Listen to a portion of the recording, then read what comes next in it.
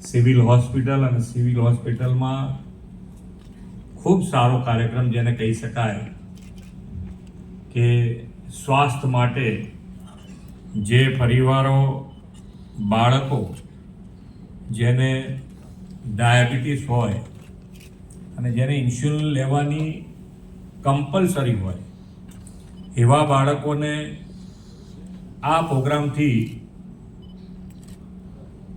બાળકને તકલીફ નહીં પડે અને પરિવારને તકલીફ નહીં પડે. કારણ કે ખર્ચો આવતો હોય, ખર્ચાના કારણે મા બાપ તકલીફમાં મુકાતા હોય, સામે છોકરું હોય, કઈ બાજુ જવું એ જ આપણને ખબર ના પડે. એવા સંજોગોમાં ખૂબ સારી યોજના સાથે આજે આ શરૂઆત થઈ છે. ગુજરાત સરકાર ગુજરાતમાં રહેતા તમામ બાળકો જેને આ ઇન્સ્યુલિન કમ્પલસરી લેવું પડે એવું છે એને શોધી કોઈ બાકી ના રહી જાય એ રીતની વ્યવસ્થા કરવા જઈ રહી છે. એટલે સરકાર તરફથી અત્યારે મેં પૂછ્યું તો લગભગ 17,000 આવા બાળકો છે કે જેને આ ઇન્સ્યુલિન લેવું પડે એવું છે, રેગ્યુલર લેવું પડે. એટલે એના સિવાય પણ તમારા ધ્યાન ઉપર કોઈ હોય તો એને પણ આપણે તો આંગળી ચીંધ્યાનું પૂન લેવાવાળા વ્યક્તિઓ છે. અને માનનીય વડાપ્રધાનશ્રીએ હેલ્થ માટે એટલી સારી યોજના કરી છે કે આખા વર્લ્ડમાં આ યોજના લોકોએ વખાણી કે આટલું મોટું કવર થતું હોય પ્રજાજનોનું હેલ્થ, એવી કોઈ યોજના જો કોઈએ બનાવી હોય તો એ માનનીય વડાપ્રધાન શ્રી નરેન્દ્રભાઈ મોદીએ બનાવી છે.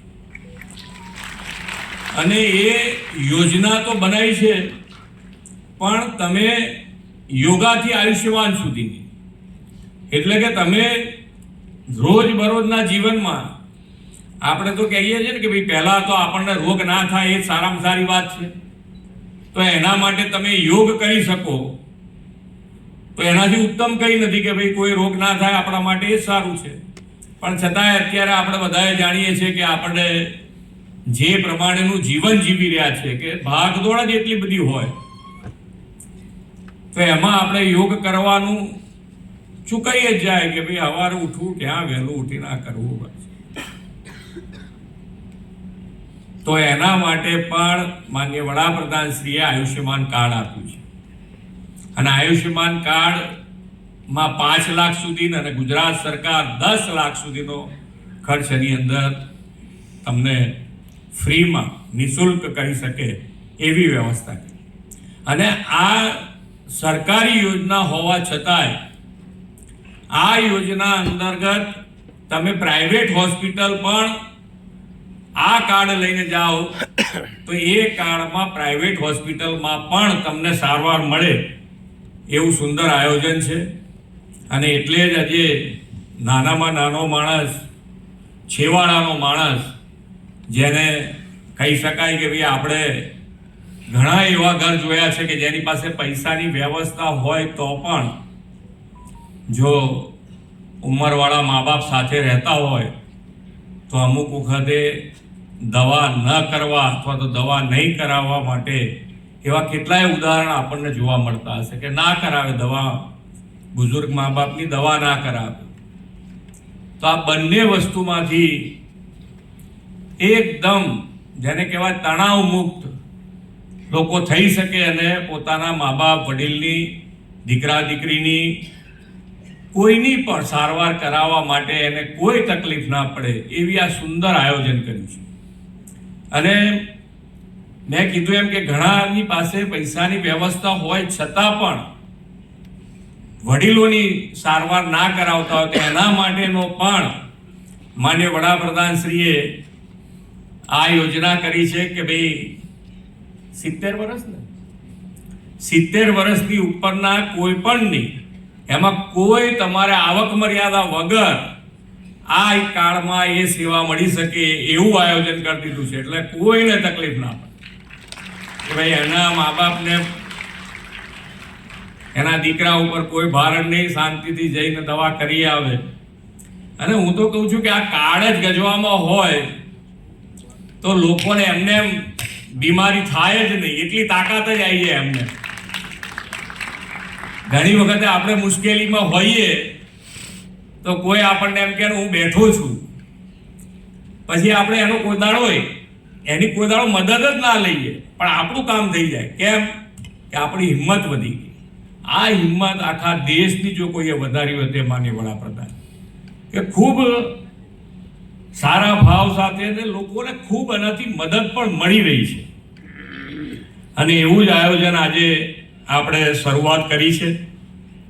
આપણી ભાવિ પેઢીના જીવનને સુરક્ષિત, સ્વસ્થ અને આત્મવિશ્વાસભર્યું બનાવવાનું આ અભિયાન છે. 2 દિવસ પછી જ એટલે કે 26મી ડિસેમ્બરે વીર બાલ દિવસની ઉજવણી થવાની છે. વિશ્વ નેતા અને યશસ્વી વડાપ્રધાન શ્રી નરેન્દ્રભાઈ મોદીએ વીર સાહેબજાદાઓના સન્માનમાં આ દિવસની ઉજવણીની પ્રેરણા આપી છે. અને આ દિવસે રાષ્ટ્રીય વીર બાલ પુરસ્કાર પણ એનાયત થાય છે. બાળક વીર ત્યારે જ બને કે જ્યારે તે સશક્ત, સ્વસ્થ અને તંદુરસ્ત હોય. ટાઈપ 1 ડાયાબિટીસના નિયંત્રણ માટેનું આ અભિયાન ગુજરાતમાં શરૂ કરવા માટે હું આરોગ્ય વિભાગને ખૂબ ખૂબ અભિનંદન પાઠવું છું. વડાપ્રધાન શ્રી મોદી સાહેબે સ્વસ્થ અને સમૃદ્ધ રાષ્ટ્રના નિર્માણનો નિર્ધાર કર્યો છે. આપણે પણ સંકલ્પ કર્યો છે કે બાળકોમાં જોવા મળતા ટાઈપ 1 ડાયાબિટીસના રોગ સામે જનજાગૃતિથી આ રોગથી ગુજરાતને મુક્તિ અપાવી છે. ટાઈપ 1 ડાયાબિટીસ ધરાવતા બાળકોનું જો સમયસર નિદાન થાય અને સારવાર શરૂ થાય તો તેમનો યોગ્ય વિકાસ થઈ શકે છે. એક અનુમાન મુજબ ગુજરાતમાં હાલમાં ટાઈપ 1 ડાયાબિટીસ ધરાવતા મેં કીધું એમ 15 થી 17 હજાર બાળકો છે. ટાઈપ 1 ડાયાબિટીસની અસર બાળકના આરોગ્ય અને જીવનની ગુણવત્તાની સાથે આખા પરિવાર પર થાય છે. બાળકની સારવાર માટે દવા તેમજ ઇન્સ્યુલિનનો ખર્ચ, રોજ લોહીમાં સુગરની તપાસ તેમજ નિયમિત રીતે શારીરિક ચેકઅપ વગેરે પાછળ ખર્ચને કારણે પરિવારનો આર્થિક બોજ પણ વધતો હોય છે. રાજ્ય સરકારે નિઃશુલ્ક ઇન્સ્યુલિન ઇન્જેક્શન તેમજ અન્ય જરૂરી સારવાર આપીને પરિવારનો આર્થિક બોજ ઘટાડવાનો પ્રયાસ આ અભિયાનથી કર્યો છે. આવા બાળકોના નિયમિત ફોલોઅપ માટે સરકારી દવાખાના, મેડિકલ કન્સલ્ટેશનની વ્યવસ્થા અને ઘર સુધીના રોગની સંભાળ માટેની વ્યવસ્થા ઊભી કરવાનું પણ આપણું આયોજન છે. વડાપ્રધાન શ્રી નરેન્દ્રભાઈ મોદીના દિશા દર્શનમાં રાજ્ય સરકારે બાળ આરોગ્યને માત્ર સારવાર સુધી સીમિત નથી રાખ્યું,